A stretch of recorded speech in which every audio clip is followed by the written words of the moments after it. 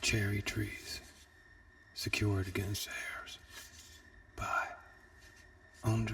Breton. In the eyes of the gods. Shortly before midnight, near the landing stage, if a disheveled woman follows you, pay no attention. It's the blue. You need fear nothing of the blue.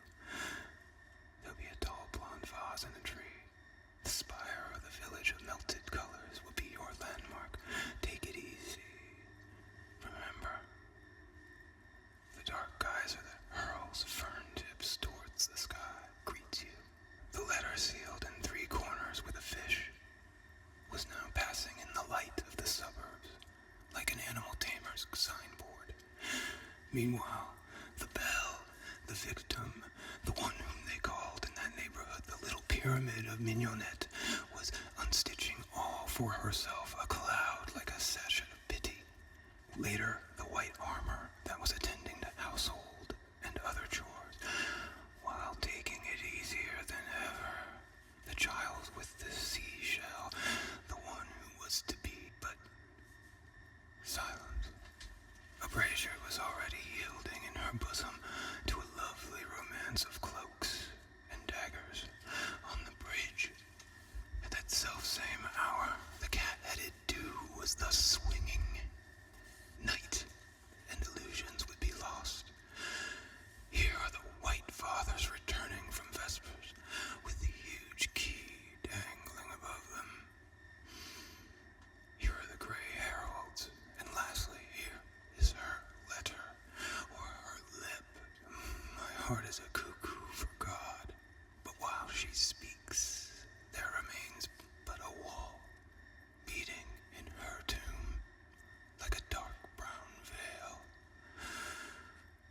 Eternity is looking for a wristwatch, shortly before midnight, near the landing stage. Sunflower. The traveler who crossed Aloud at summer's end tiptoed as she walked. Despair stirred in the sky its great lilies, so lovely, and in her purse she had my dream, that bottle of salts that only God's godmother had breathed. Torpors were spreading like mists at the smoking dog. The pro and con had just dropped in, and the young woman could be seen by them, but badly and in profile. Was I dealing with the ambassadress of saltpeter, or of the white curve on a black background that we call thought? The ball of the innocence was in full swing. The lanterns were slowly catching fire in the chestnut trees. The shadowless girl knelt down on the Pont du Change, Rue Guillecourt. Things no longer rang with the same note. The promises of the night had at last been kept.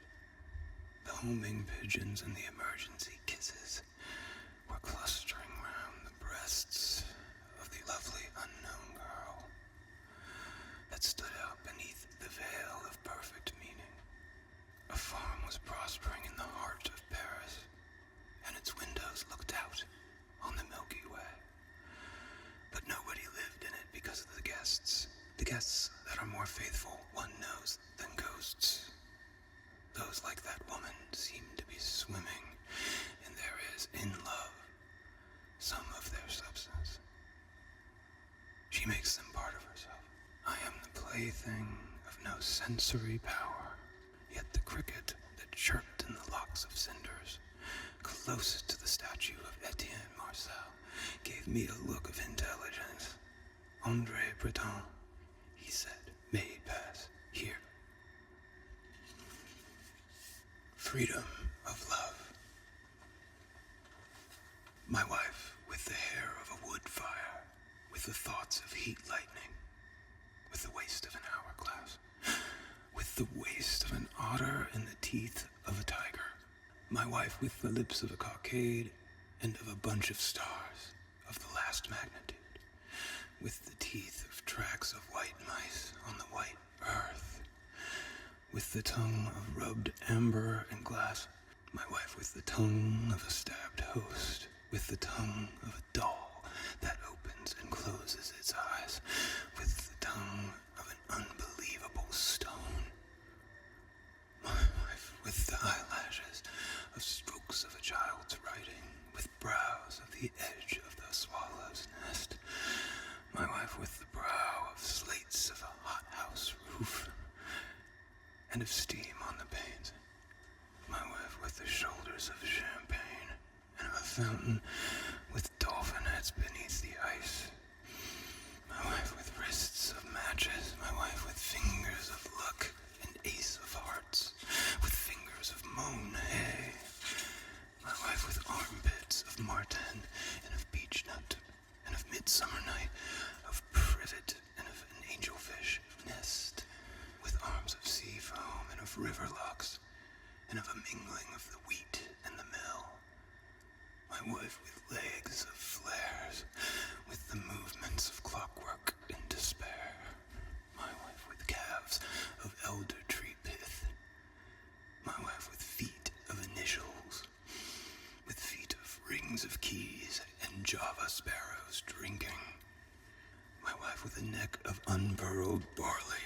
My wife with a throat of the valley of gold, of a tryst in the very bed of the torrent, with breasts of night. My wife with breasts of a marine molehill. My wife with breasts of the ruby's crucible, with breasts of the rose's spectre beneath the dew. My wife with the belly of an unfolding of the fan of days, with the belly of a gigantic claw.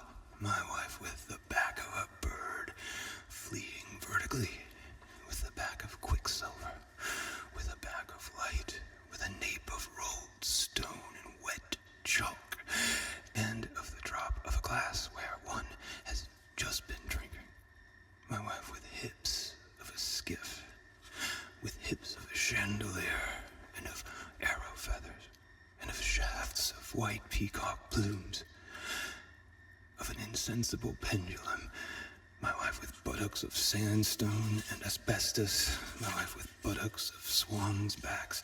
My wife with buttocks of spring, with the sex of an iris. My wife with the sex of a mining placer and of a platypus. My wife with a sex of seaweed and ancient sweetmeat. My wife with a sex of mirror. My wife with eyes full of tears, with eyes of purple panoply, and of a magnetic needle. My wife with savannah eyes. My wife with eyes of water to be drunk in prison. My wife with eyes of wood, always under the axe. My wife with eyes of water, level of air, earth, and fire.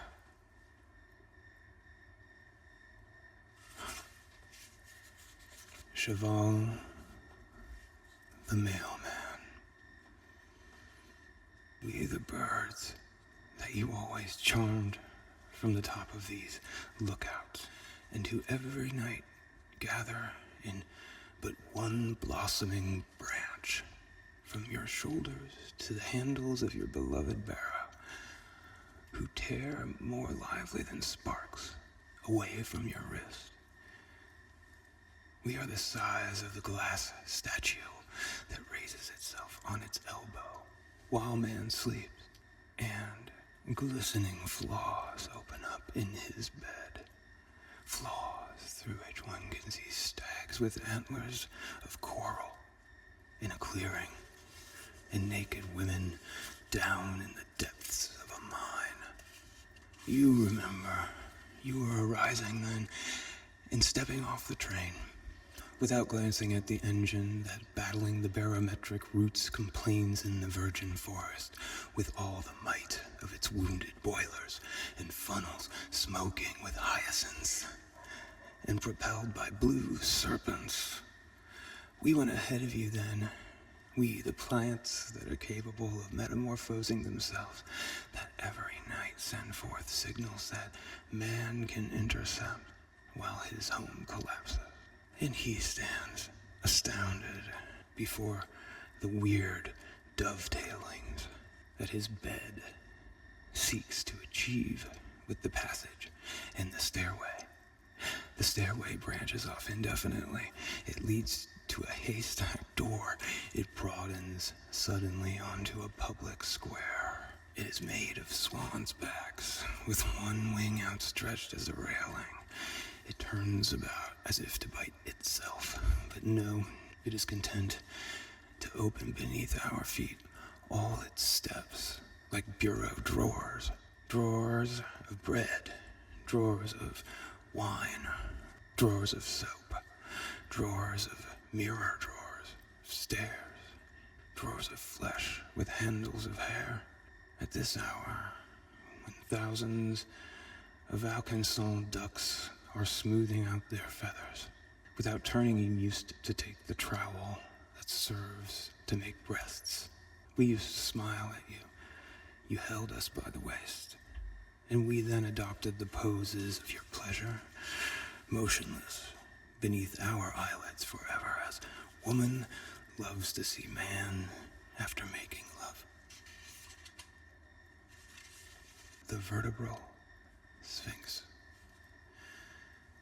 the fine, patient, curved shadow goes all the way round the paving stones. The Venetian blinds open and close on the square, where animals followed by fires wander free. The wet street lamps rustle, all framed in clouds of blue eyes that cover the landscape above the city.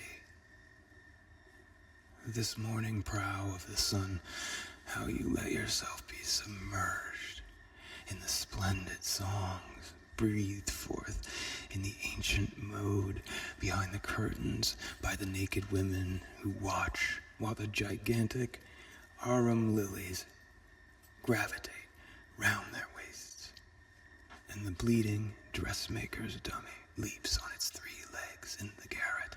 He is coming, they say, as they brace back their necks, where their braided locks, as they bound, release glaciers that are barely pink, and that split under the weight of a ray of light that falls from the torn shutters. He is coming, and that is the wolf with teeth of glass, the one who eats the thyme in small round boxes, the one who breathes the too penetrating perfume of the herbs, the one who smokes the small fires that pass at night among the turnips.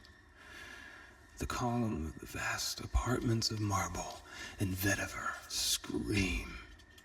They scream and are shaken with motions of coming and going that previously shook only some vast factory halls. The motionless women on the revolving platters go to see it. To the left it is day, but to the right it is night, dead at night. There are branches still full of birds that go by at full speed, darkening the gap of the window. White birds that lay black eggs. Where are those birds that now replace stars edged with 2 rows of pearls? The head of a fish, very, very long. It isn't yet he. From the fish head, young girls are born shaking a sieve, and from the sieve comes Prince Rupert's drops. He is coming, and that is the wolf with teeth of glass, the one who flew very high on the vacant lots that had reappeared above the houses, with sharpened plants all turned toward his eyes, of a green that could vie with a bottle of moss spilled on the snow. His jade claws where he watches his own reflection as he flies. His coat of the color of sparks. He is the one who growls in the smithies at dusk, in the abandoned linen rooms. He can be seen, can be touched. He moves forward with his pendulum on the wire, hung with swallows. The women watching lean forward in the windows, with all their side of shadows and all their side of light. The bobbin of day is unwound, bit by bit, towards the paradise of sand. The petals of night move uninterruptedly. Air of the water. If I were you, I'd be wary of the straw paladin, that Roger-esque fellow setting Angelica free. Leitmotif here of metro mouths, arranged in enfilades in your hair. It is a charming Lilliputian hallucination, but the straw paladin, the straw paladin, takes you in pillion, and off you rush into the lofty alley of poplars, whose first lost leaves butter the pink slices of the air. I adore these leaves so much, as all that is supremely independent in you. Their pale scales, for gauging of violets, the exact measure to render visible in the tenderest folds of your body the indecipherable capital message of a bottle that has long ridden the sea.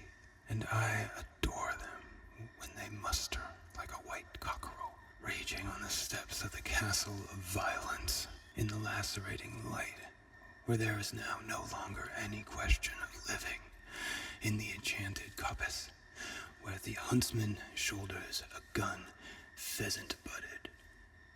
These leaves that are the coinage of Danae, when I am allowed to come too close to you, foreseeing, to embrace you in that ravaged yellow place, the brightest of your eye, where the trees take wing, where the buildings begin to shake with an ominous gaiety, where the circus games, with a frenzied luxury, go on in the street to survive.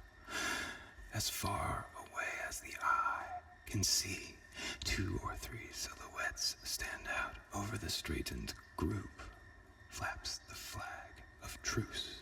They tell me that yonder the beaches are black, with lava gone down to the sea, and unfold at the foot of a huge peak, smoking with snow, beneath a second sun of wild canaries.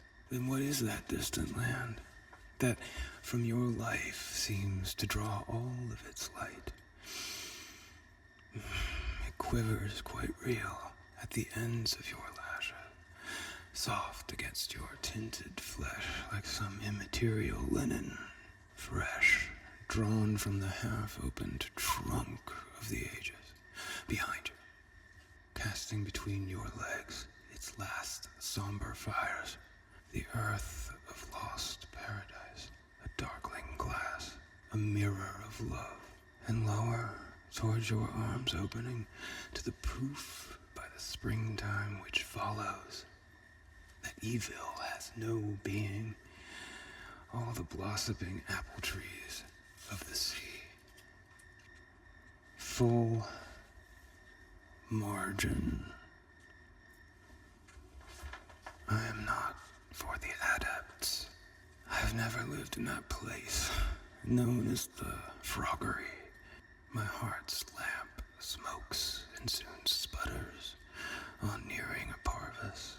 I've always been drawn only to what is not a sure bet. A tree marked out by the storm, the glimmering boat brought in by the ship's boy, the building as nothing only in the lizard's unblinking stare, in 1,000 clustered leaves, excluding all others. I have looked only at women at odds with their time. Either they arose toward me borne up by the mists of some chasm, or, still missing less than a second ago, they preceded me to the lilt of the dulcimer girl in the street that, at the slightest breath, flamed with the torches of their hair.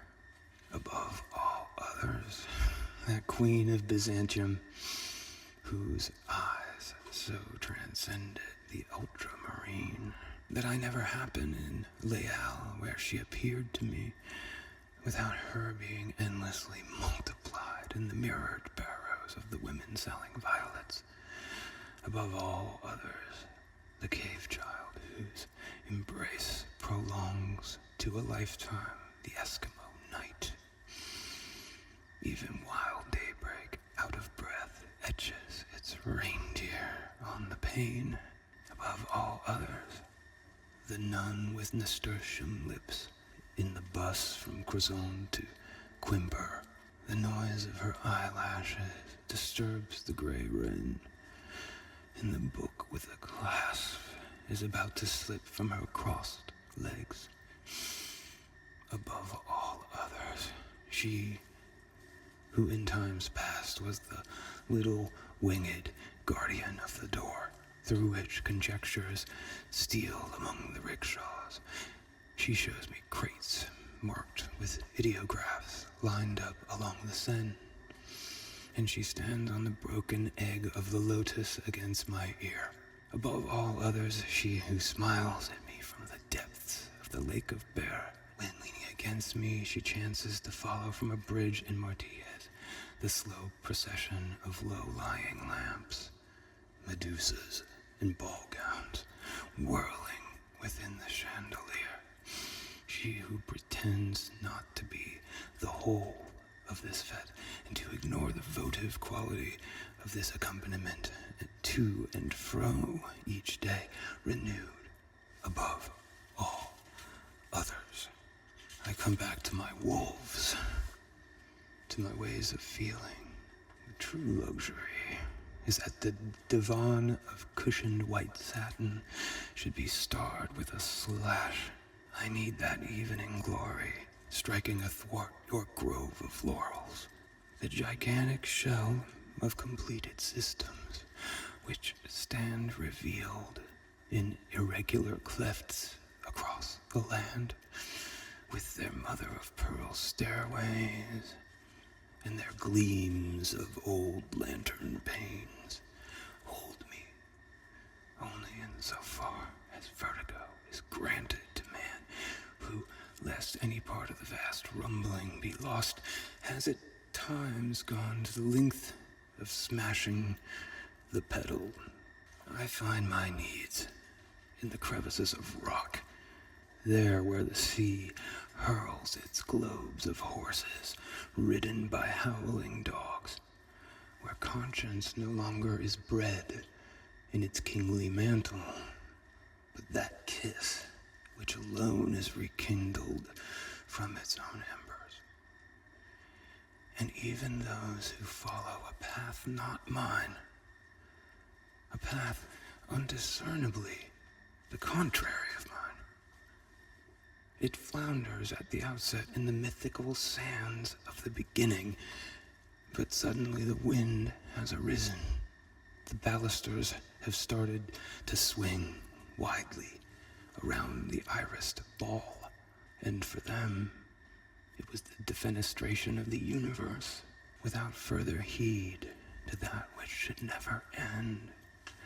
Night and day exchanging their vows, or the lovers, in time's flaw, finding again and losing the ring of their source. Oh, great sensitive movement, whereby others succeed in becoming mine. Even those who, in life's burst of laughter, are immured in sackcloth, those whose glances makes a scarlet rent in the blackberry bushes. Drag me off where I don't know how to go. Blindfold, you're burning, you're colder and colder. However they may have struck their place is laid at my table. My splendid Pelagius, your head crowned with mistletoe high above those lowered brows. Giacochino da Fiore, led by the dreadful angels, who still today at certain hours fold their wings low over the suburbs where the chimneys flare up, bidding to a resolve more closely tender than the pink heptagonal structures of Giotto. Meister Eckhard, my master, in the hostel of reason, where Hegel says to Novalis, with him we have all we need, and off they go. With them and the wind, I have all Jansenius, I was expecting your Prince of Rigor. You must feel cold. He alone who succeeded while living in being, but his own shade, and from his dust was seen to arise, threatening all the city, the flower of spasm, Paris, the deacon, the beautiful, the ravished, the submissive, the overwhelming, La Cadiere. And you, messieurs, bonjour, who have beyond the shadow of a doubt, I believe, crucified 2 women with considerable pomp. You of whom in Variant Indole peasant at home between his portraits of Marat and Mother Angelique told me that when you passed on, you left to those who have come and who might come enough to last a long while. Fata Morgana. The bed charges along its rails of blue honey, freeing in transparency the animals of medieval sculpture. It careens ready to capsize at the level of a bank of foxgloves, and intermittently lights up with eyes of birds of prey, loaded down with all that emanates from the gigantic plume-crusted helmet of Otranto. The bed charges along its rails of blue honey.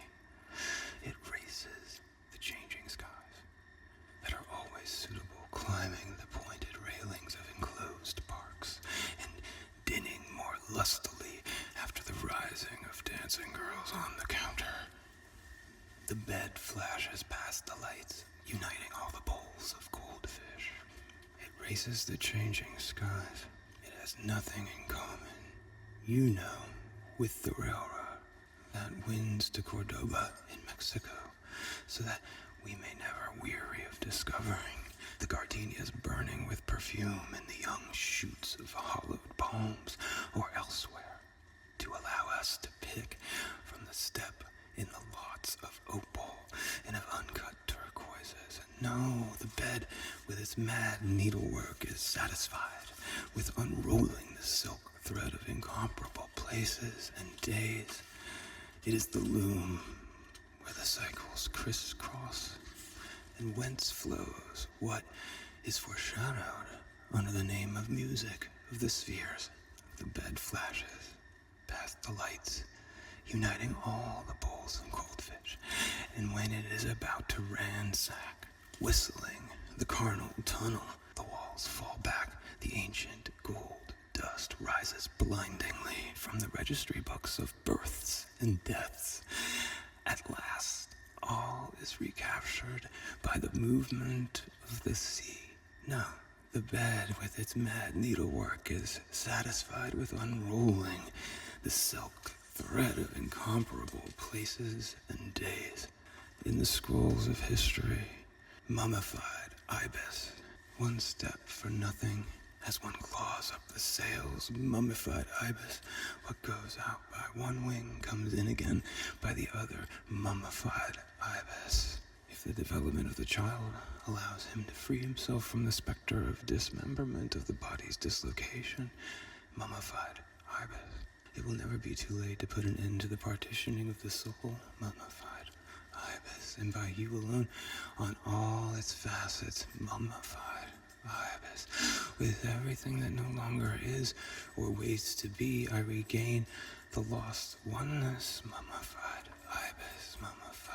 ibis of no choice through what comes to me, mummified ibis that wants everything I can know contribute to me without any distinction, mummified ibis that makes me equally tributary of evil and good, mummified ibis of fate drop by drop, where homeopathy has its mummified ibis of quantity becoming in the shadows quality, mummified ibis of combustion that leaves in every cinder a red spot, mummified ibis of perfection that calls for the ceaseless fusion of imperfect creatures, the vein stone of statues takes away from me only that part of me that is not the just as precious product of the seed of gallows, mummified ibis. I am Nietzsche, beginning to understand that he is at the same time Victor Emmanuel and two murderers in the newspapers. As to mummified ibis, it is to myself alone that I owe all that has been written, thought, sung, mummified ibis. And without division, all the women of this world I have loved them, mummified ibis. I have loved them to love you, my single love, mummified ibis. In the wind of the calendar, whose leaves fly away, mummified ibis. Within sight of the street altar in the woods, mummified ibis. In the path of the orange, milk, lactar. War. I watch the beast as it licks itself, the better to confound itself with all that surrounds it. Its storm-colored eyes are unexpectedly the pond, dragging to itself the filthy linen, the rubbish, the one that always stops man. The pond with its little place de l'opera in its belly, because phosphorescence is the key to the eyes of the beast that licks itself, and its tongue thrust, one never knows beforehand in what direction, is a crossroad of braziers. From below I contemplate its palette, made of lamps and bags, and beneath the royal blue vault of ungilded arches, set in perspective, one within the other, while blows the breath made of the infinite generalization of that of one of those bare-chested wretches who appears in public squares, swallowing gasoline torches in an acrid shower of pennies. The pustules of the beast grow resplendent in those hectic tomes of young men on which the number gorges, with its flanks protected by the shimmering scales that are armies, all domed, and each of them turning perfectly on its hinge, although they all depend on one another, no less than cocks that insult each other from dung heap to dung heap. One touches the flaw of conscience, yet its some persist in arguing that day will break. The door, I wanted to say, the beast licks itself beneath its wing, and one sees crooks. Shaken is it with laughter at the back of a tavern? That mirage that they have made out to be the good is open to discussion. It is a bed of quicksilver. It could be lapped up all at one go. I thought the beast was turning toward me. I saw again the filth of the lightning, how white it is in its membranes, in the looseness of its white birch woods, where they keep watch, in the ropes of its ships, at whose prow a woman dives, who has been adorned with a green harlequin mask by the toils of love. False alarm, the beast keeps its claws in an erectile crown around its nipples. I try not to be too unsteady when it stirs its tail. That is at the same time the beveled carriage and the whiplash and the suffocating odor of tiger beetles. From its lair, befouled with black blood and gold, toward the moon, it sharpens one of its horns on the enthusiastic tree of grudges. It coils itself with frightening languors. Petted, the beast licks its sex. I said nothing. To the wind. Jersey, Guernsey, in somber and illustrious weather, restore to the main 2 cups overflowing with melody, one of them whose name is on the lips of all, the other that has in no wise been profaned. And the latter reveals a corner of a characterless picture of a family group. Beneath the lamp, a young man is reading aloud to an elderly lady. But what fervor in both of them, what ecstasy in him. When you think she has been the beloved of Fabre d'Olivet, and he destined to be the great Saint Yves d'Alvedre, the octopus in its crystalline lair yields in volutes and tinklings to the Hebrew alphabet, I know, which were the poetic directives of yesterday. They are no longer valid for today. The little songs will die the death that they deserve. I warn you to put on a hat before going out. It would be wiser no longer to be content with the gruel cooked up in rhythm in blinking rooms, while justice is being administered by 3/4 of beef. Once and for all time, poetry must rise again from the ruins in the attire and glory of Esclarmonde, and claim right out loud the full share of Esclarmonde, for there can be no peace for the soul of Esclarmonde in our hearts, and may those words die that are not good rivets for the hoof of the horse of Esclarmonde, in front of the precipice, where the Edelweiss still holds the breath of Esclarmonde. The vision by night was something it is necessary now to spread it out physically and morally until its empire has no frontiers. The images pleased me. It was the art so wrongfully disparaged of burning the candle at both ends. But everything is much more closely interconnected, and complicities are much more dramatic and wise. As you will see, I have just seen an Eskimo mask.